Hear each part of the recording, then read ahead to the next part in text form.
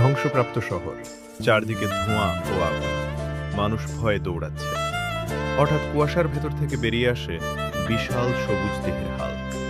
তার মুখ ভয়ঙ্কর, কিন্তু চোখে রাগ নয়, চোখে কষ্ট আর মায়া। মানুষ চিৎকার করছে, সেনারা বন্দুক তাক করছে। হাল্ক চুপচাপ মাথা নিচু করে দাঁড়িয়ে আছে, চোখ দিয়ে এক ফোঁটা জল পড়ে মাটিতে। একটা বিস্ফোরণে স্কুল ভবন ভেঙে পড়ছে। ভেতরে আটকে পড়েছে ছোট ছোট বাচ্চারা। কান্না আর সাইরেনের শব্দ।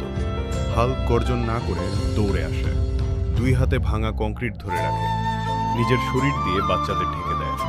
হাত কাঁপছে, পেশি ফুলে উঠছে, তবু সে ছাড়ে না। সব বাচ্চা নিরাপদে বেরিয়ে আসে। মানুষ অবাক হয়ে তাকিয়ে আছে। এক মা কাঁদতে কাঁদতে হাল্কের সামনে দাঁড়িয়ে মাথা নত করে। হাল্ক ধীরে হাঁটু গেড়ে মানুষের চোখের সমান হয়। বন্ধুরা, যদি আমার এই গল্পটা তোমাদের ভালো লেগে থাকে তাহলে দয়া করে আমার চ্যানেল